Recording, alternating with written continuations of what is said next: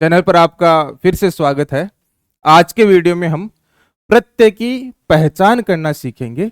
Exam में प्रत्यय topic से maximum questions ऐसे आते हैं कि शब्द दे दिया जाएगा और पूछेंगे इस शब्द में कौन सा प्रत्यय है। जैसे कि भलाई शब्द आ गया और भलाई शब्द में आपसे पूछेंगे कि भलाई शब्द में कौन सा प्रत्यय है। बच्चों के कंफ्यूजन रहता है कि सर इसमें ई प्रत्यय होगा या फिर आई प्रत्यय होगा। इस तरह से प्रत्येक टॉपिक में काफी कंफ्यूजन रहते हैं।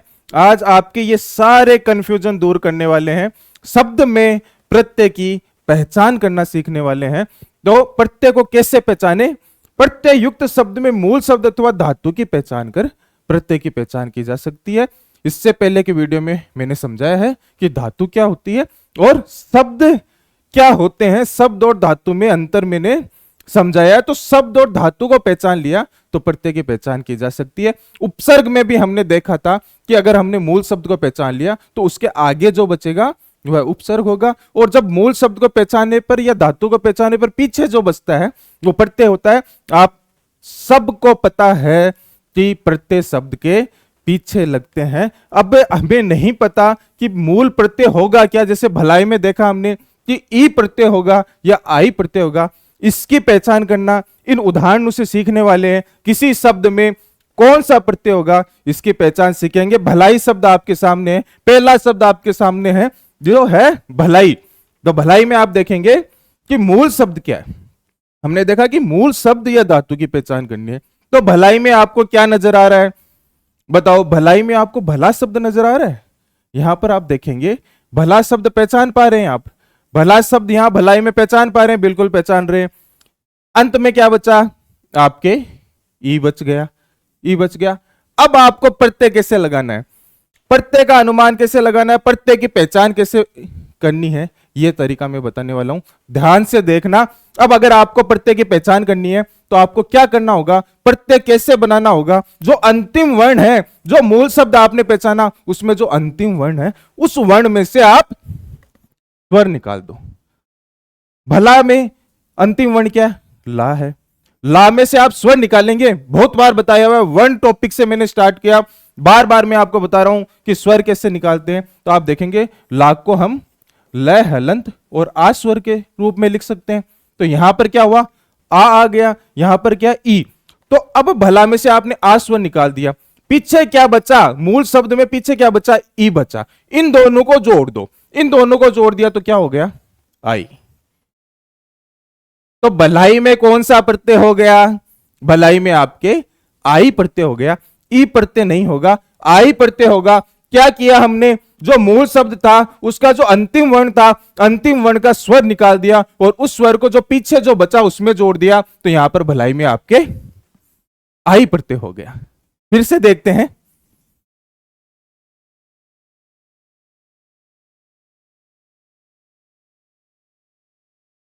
करपालू, करपालू में कौन सा प्रत्यय होगा बताओ। करपालू में आप देखेंगे मूल शब्द क्या है, मूल शब्द नजर आ रहा है, करपा शब्द नजर आ रहा है। इसमें करपा को अलग कर लो, मूल शब्द को आपने अलग कर लिया, पीछे क्या बचा, लू बच गया। इस लू को आप अलग लिख लो। अब जो मूल शब्द है करपा, इसका जो अंतिम वर्ण है पा, इस अंतिम वर्ण पा में से आपको स्वर को अलग करना है। तो पै हलंत और आ के रूप में लिख सकते हैं। अब ये आ हो गया, पीछे क्या हो गया, लू हो गया। तो भलाई में प्रत्यय कौन सा हो गया, सॉरी करपा में, करपालू में प्रत्यय कौन सा हो गया, करपालू में आपका आलू प्रत्यय हो गया। समझ रहे हैं। फिर से देखते हैं। संगत शब्द में कौन सा प्रत्यय, करके बताओ संगत में कौन सा प्रत्यय।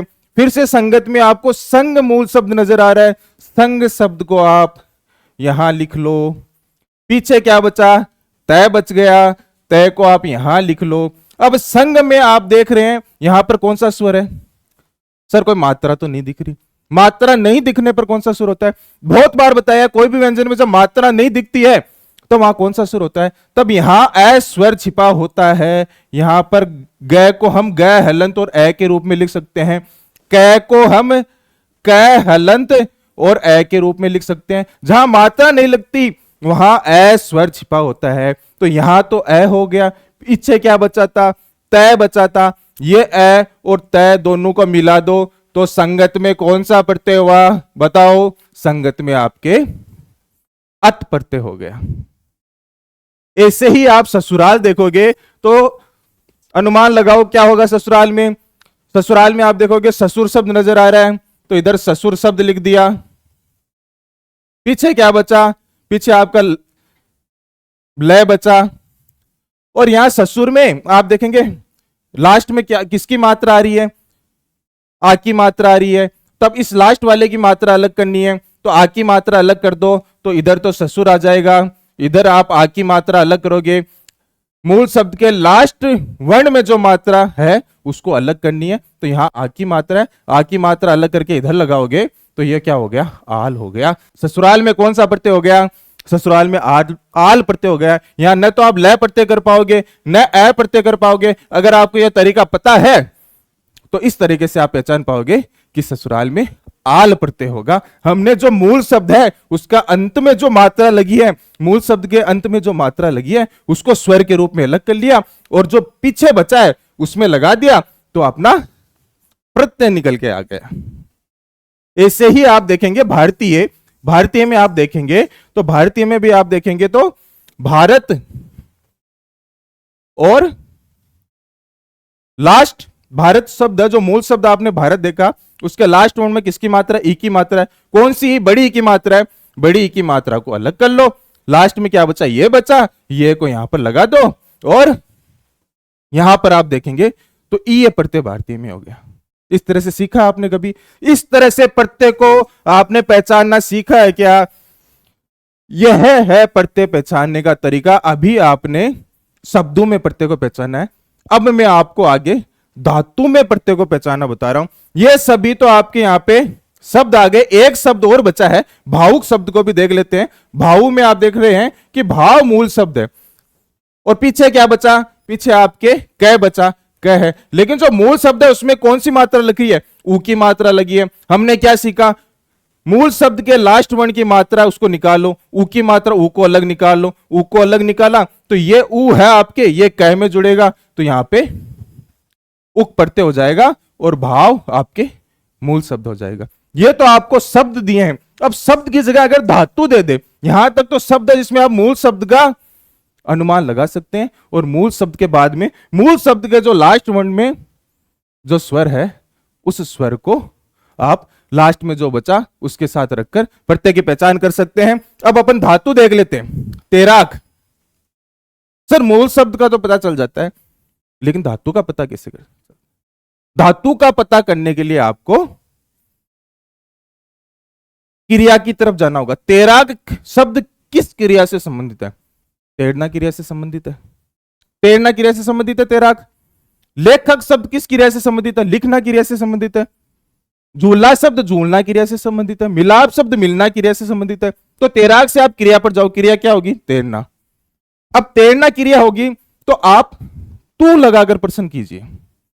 तैरना तो किसी को तैरने के लिए बोलेंगे, और तू शब्द का प्रयोग करेंगे तो क्या बोलेंगे? तू तैर। क्या बोलेंगे? तू तैर। लेखक में लिखना क्रिया है, लिखने का बोलेंगे तू लिख। क्या बोलेंगे? तू लिख। तो यहां पर तैर आपके धातु हो गई, यहां पे क्या होगी? लिख आपके धातु हो गई। झूलना, झूलना में क्या बोलेंगे? तू झूल। तो झूल से आपके यहां पे झूल धातु हो गई। मिलाप में आप क्या बोलेंगे? तू। मिलाप में आप क्या बोलेंगे? मिलना, तो क्या बोलेंगे? तू मिल। तू मिल बोलेंगे तो यहां पे आपकी मिल धातु हो गई। इस तरह से आप तू लगाकर प्रश्न करेंगे तो धातु की पहचान कर सकते हैं। तो अगर आपको धातु का पता चल गया तो फिर से अपन को वही नियम लगाना है। तो यहां पे आपने देखा कि तैराक में कौन सी धातु हो गई? तैर धातु हो गई। तो तैर धातु तक आपने यहां देख लिया। अब तेरा में आग की मात्रा लगी है, आग को अलग कर लो, पीछे क्या बचा? कै। तो आ और कै क्या हो गया? आग हो गया। तो तैराक में कौन सा प्रत्यय हुआ? बताओ कौन सा प्रत्यय हुआ? तैराक में आपके आग प्रत्यय हो गया। ऐसे ही आप देखेंगे लेखक, लेखक में धातु का पता लगाया आपने कि तू लिख, तू लिख से लिख धातु हो गई।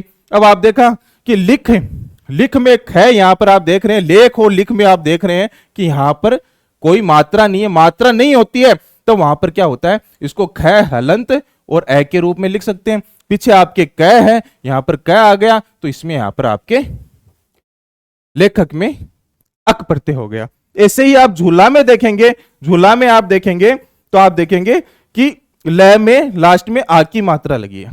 ये आपने देखा झूला, झूला में आप देखेंगे तो झूल धातु है, झूलना से तू झूल, तू झूल से झूल धातु आ गई। अब यहां पर क्या है, आ की मात्रा है, आ की मात्रा है तो आ अलग हो जाएगा। तो झूला में कौन सा प्रत्यय होगा बताओ, झूला में आपके आ प्रत्यय हो गया।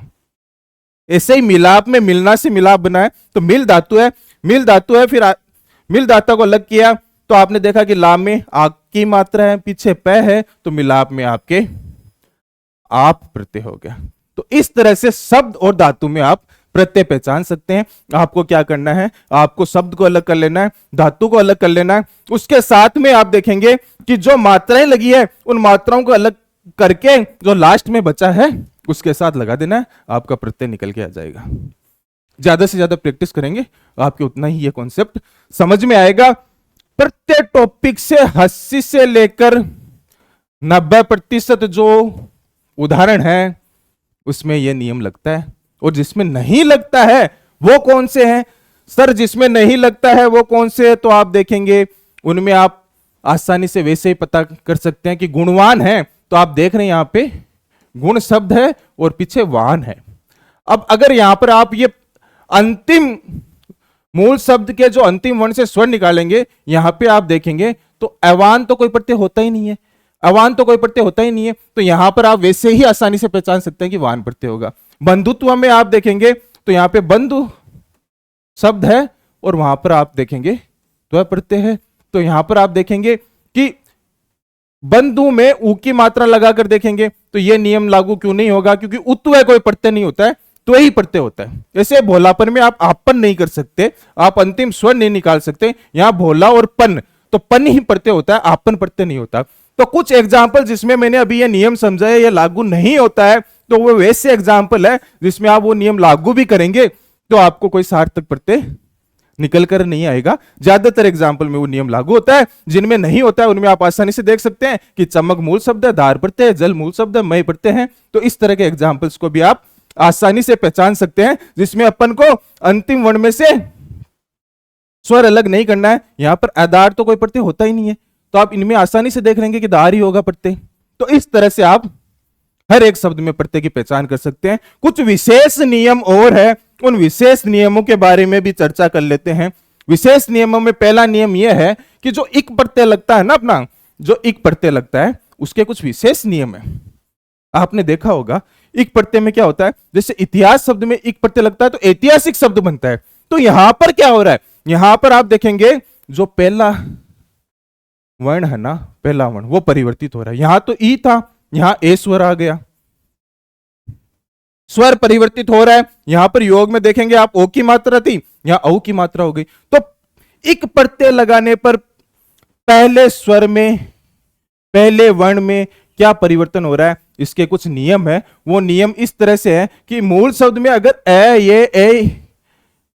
ये अयन आयन इक ई ये प्रत्यय जोड़ दिया जाए तो मूल शब्द के सबसे पहले स्वर में क्या परिवर्तन होगा, तो उसके नियम है। अगर सबसे पहला स्वर आपके ई होगा तो क्या नियम है, सबसे पहला स्वर ई होगा ना, ई बड़ी ए आई इनमें से कोई भी होगा तो वह आई में परिवर्तित हो जाएगा। तो इस नियम से आप देखेंगे तो ये ई है, ये आई में परिवर्तित हो जाएगा, आगे एक प्रत्यय लग जाएगा, ऐतिहासिक शब्द का निर्माण हो जाएगा। ऐसे ही आप देखेंगे कि योग में पहले स्वर में अगर ओ की मात्रा है तो नियम क्या है, पहले स्वर में अगर ओ की मात्रा है, ओ की मात्रा है, पहला स्वर अगर ओ है तो क्या होगा, औ में परिवर्तित हो जाएगा। तो ये ओ है ना, यहां पर औ स्वर में परिवर्तित हो जाएगा, तो योग में एक प्रत्यय जुड़ने पर ये यौगिक हो जाएगा।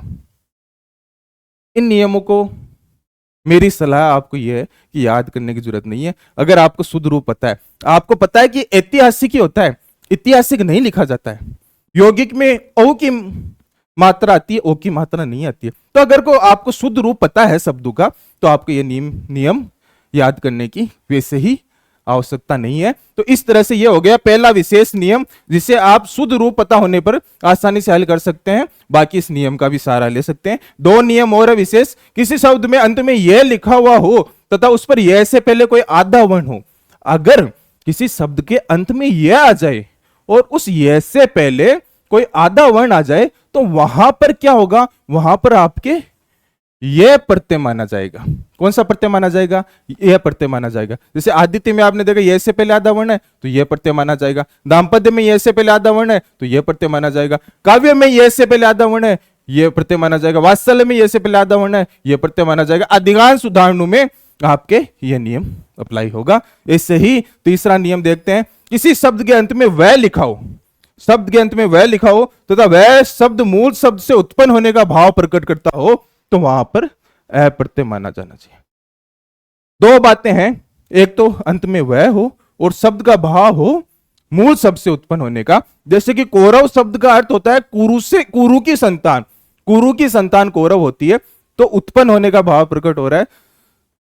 तो यहां पर क्या होगा, वह भी है, उत्पन्न होने का भाव प्रकट हो रहा है तो अ प्रत्यय माना जाएगा। मनु की संतान मानव होती है, उत्पन्न होने का भाव प्रकट हुआ तो यहां पर आप देखा वह भी है तो अ प्रत्यय माना जाएगा। रघु की संतान राघव होती है, अंत में वह है तो अ प्रत्यय माना जाएगा। तो इस तरह से कुछ विशेष उदाहरणों के विशेष नियम बना दिए गए। बाकी स्टार्टिंग में मैंने आपको बताया कि शब्द में प्रत्यय की पहचान कैसे करनी है। नेक्स्ट वीडियो में हम प्रत्यय के क्वेश्चन सोल्व करेंगे और उनसे भी सीखेंगे कि प्रत्यय के क्वेश्चन सोल्व करने के लिए किस तरह से आपको माइंडसेट रखना है, कैसे क्वेश्चन सोल्व करने हैं। चैनल पर नए हैं तो चैनल को सब्सक्राइब जरूर करें। मिलते हैं नेक्स्ट वीडियो में। धन्यवाद।